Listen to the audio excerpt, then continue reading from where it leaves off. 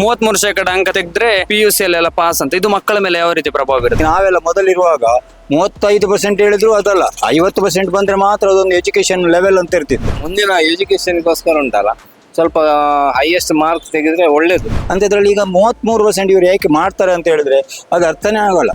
ಕಮ್ಮಿ ಮಾರ್ಕ್ ಆದ್ರೆ ಓದ್ಲಿಕ್ಕೆ ಇಂಟ್ರೆಸ್ಟ್ ಇರುವುದಿಲ್ಲ. ಮುಂದಿನ ಪೀಳಿಗೆ ಆಲೋಚನೆ ಮಾಡುವಾಗ ಇದು ಏಕೆ ಬೇಕು, ಇದು ಬೇಕಾ, ಇದೆಲ್ಲ ಗವರ್ಮೆಂಟ್ ಮಾಡಬೇಕಾದ ಅವಶ್ಯಕತೆ ಇದೆಯಾ? ಮೊದಲು ಪೆಟ್ಟು ಬೀಳ್ತಿತ್ತು, ಈಗ ಪೆಟ್ಟು ಬೀಳುದಿಲ್ಲ, ಗೌರವ ಕೊಡ್ತಾರೆ. ಈಗಿನ ಮಕ್ಕಳು ಗೌರವ ಕೊಡುದಿಲ್ಲ. ಏನು ಉದ್ದೇಶ, ಏನು ಸಾಧನೆ ಮಾಡ್ತಾರೆ, ಏನು ಅರ್ಥವೇ ಆಗುದಿಲ್ಲ. 33% ಅಂಕ ತೆಗೆದ್ರೆ PUC ಅಲ್ಲೆಲ್ಲ ಪಾಸ್ ಅಂತ. ಇದು ಮಕ್ಕಳ ಮೇಲೆ ಯಾವ ರೀತಿ ಪ್ರಭಾವ ಬೀರುತ್ತೆ? ಅದೇ ನಾನು ಪೇಪರ್ನಲ್ಲಿ ಓದ್ತಾ ಇದ್ದೇನೆ, ಟಿವಿಯಲ್ಲಿ ನೋಡ್ತಾ ಇದ್ದೇನೆ, ಅವಾಗ ನಾನು ಆಲೋಚನೆ ಮಾಡ್ತೇನೆ. ಈಗ ನಾವೆಲ್ಲ ಮೊದಲಿರುವಾಗ 35% ಹೇಳಿದ್ರು ಅದಲ್ಲ, 50% ಬಂದ್ರೆ ಮಾತ್ರ ಅದೊಂದು ಎಜುಕೇಶನ್ ಲೆವೆಲ್ ಅಂತ ಇರ್ತಿತ್ತು. ಅಂಥದ್ರಲ್ಲಿ ಈಗ 33% ಇವ್ರು ಏಕೆ ಮಾಡ್ತಾರೆ ಅಂತ ಹೇಳಿದ್ರೆ ಅದು ಅರ್ಥನೇ ಆಗಲ್ಲ. ಯಾಕೆ ಮಾಡೋ ಉದ್ದೇಶ ಏನು? ಇದರಿಂದ ಮಕ್ಕಳ ಏನಾಗಬಹುದು, ಮಕ್ಕಳ ಮೇಲೆ ಮಾನಸಿಕವಾಗಿ ಅವ್ರು ಏನು ತಯಾರಾಗ್ಬೋದು? ನಿಜವಾಗಿ ಹೇಳಿದ್ರೆ ಮಾನಸಿಕ ಇನ್ನು ಮುಂದೆ ಹೀಗೆ ಹೋಗ್ತಾ ಹೋದ್ರೆ ಅದು 30ಕ್ಕೆ ಹೋಗ್ಬೋದು, 25ಕ್ಕೆ ಹೋಗ್ಬೋದು, ಮತ್ತೆ ಈಗೇನೆ ಪಾಸ್ ಮಾಡ್ತಾನೆ ಹೋಗ್ಬೋದು. ಆದ್ರೆ ಅದು ಪ್ರಯೋಜನ. ನಾವು ಎಜುಕೇಶನ್ ಹೇಳಿದ್ರೆ ಯಾಕೆ ಕೊಡೋದು? ಅದ್ರಲ್ಲಿ ಏನಾದ್ರು ಮಕ್ಕಳು ಕಲಿಬೇಕು, ಅದರಿಂದ ಏನಾದ್ರು ತಿಳುವಳಿಕೆ ಬರಬೇಕು. ಆ ತಿಳುವಳಿಕೆ ಬರದೆ ಖಾಲಿ ಜಸ್ಟ್ ಪಾಸ್ ಆಗ್ತೇವೆ, ಮತ್ತೆ ಅವರು ಅದ್ರ ಬಗ್ಗೆ ಮತ್ತೆ ಇದಾಗ್ತದೆ. ನಾಳೆ ಹಾಗೆ ಕೆಲಸ ಸಿಕ್ಕಿದ್ರು ಅಷ್ಟೇನೆ, ನಾವು 25% ಸಿಕ್ಕಿದ್ರೆ ನಮಗೆ ಗವರ್ಮೆಂಟ್ ಕೆಲಸ ಸಿಗ್ತದೆ. ಏನು ಪ್ರಯೋಜನ ಇದೆ? ಅವ್ರು ಏನು ಕೆಲಸ ಮಾಡ್ಯಾರು? ಅವ್ರ ಅನುಭವ ಲೆವೆಲ್ ಹೇಗಿರ್ಬೋದು? ಮುಂದಿನ ಪೀಳಿಗೆ ಆಲೋಚನೆ ಮಾಡುವಾಗ ಇದು ಏಕೆ ಬೇಕು, ಇದು ಬೇಕಾ, ಇದೆಲ್ಲ ಗವರ್ಮೆಂಟ್ ಮಾಡಬೇಕಾದ ಅವಶ್ಯಕತೆ ಇದೆಯಾ? ಈಗ ಸರಿಯಾಗಿ ಓದಿ ಪಾಸ್ ಆದ್ರೆ ಅದಕ್ಕೆ ಒಂದು ಬೆಲೆ ಇದೆ. ಏನು ಬರದೆ ನಾನ್ ಸುಮ್ಮನೆ ಪಾಸ್ ಆದೆ ಅಂತ ಹೇಳಿ ಮನೆಯಲ್ಲಿ ಹೇಳಲಿಕ್ಕೆ ಏನ್ ಪ್ರಯೋಜನ ಇದೆ? ಅದೇನು ಪ್ರಯೋಜನ ಆಗುದಿಲ್ಲ.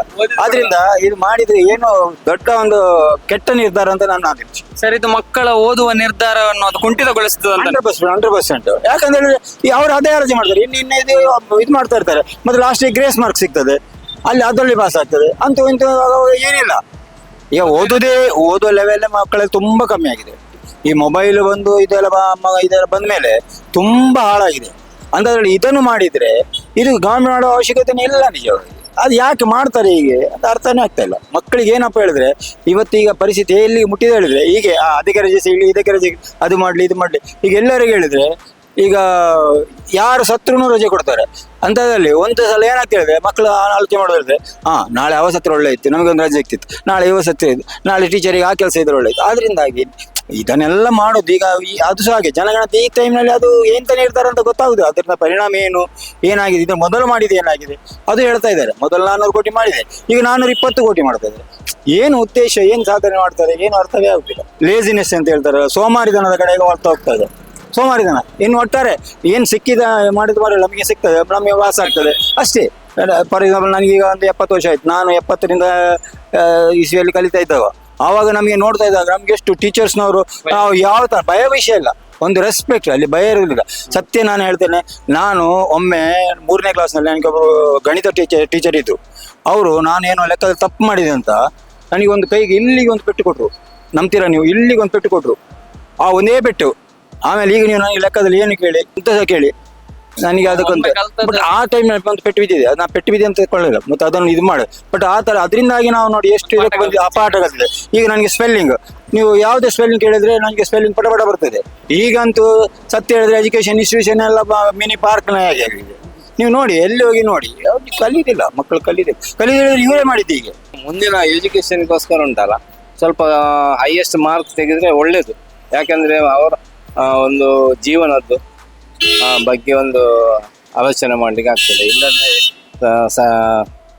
ಕಿಂಚಿತ್ತು ಮಾರ್ಕ್ಸ್ ತಕೊಂಡು ಏನು ಪ್ರಯೋಜನ ಇಲ್ಲ ಈಗಿನ ಇದ್ರಲ್ಲಿ. ಕೆಲವು ಮಕ್ಕಳು ಹುಷಾರಿರ್ತಾರೆ, ಆದ್ರೂ ಸಹ ಉಂಟಲ್ಲ, ಈ ಕಮ್ಮಿ ಮಾರ್ಕ್ ಆದ್ರೆ ಓದ್ಲಿಕ್ಕೆ ಇಂಟ್ರೆಸ್ಟ್ ಇರುವುದಿಲ್ಲ. ಹಾಗಿರುವಾಗ ಸ್ವಲ್ಪ ಹೈಯೆಸ್ಟ್ ಮಾರ್ಕ್ ತೆಗೆಯುವಾಗೆ ನನ್ನ ಒಂದು ಅಭಿಪ್ರಾಯ. ಹಿಂದಿದ್ದು ಎಜುಕೇಶನ್ ಅಂದ್ರೆ ಮೊದಲು ಪೆಟ್ಟು ಬೀಳ್ತಿತ್ತು, ಈಗ ಪೆಟ್ಟು ಬೀಳುದಿಲ್ಲ, ಅಷ್ಟೇ ವ್ಯತ್ಯಾಸ. ಪೆಟ್ಟು ಬೀಳುವಾಗ ಒಳ್ಳೆ ಎಲ್ಲ ಮಕ್ಕಳು ಓದ್ತಿದ್ರು, ಎಲ್ಲ ಕಲಿತಿದ್ರು. ಆಗಿರುವಾಗ ಮೊದಲಿನ ಮಕ್ಕಳು ಉಂಟಲ್ಲ, ಈಗ ಸಹ ಒಂದು ಗುರು ಹಿರಿಯರಿಗೆ ಗೌರವ ಕೊಡ್ತಾರೆ. ಈಗಿನ ಮಕ್ಕಳು ಗೌರವ ಕೊಡುದಿಲ್ಲ.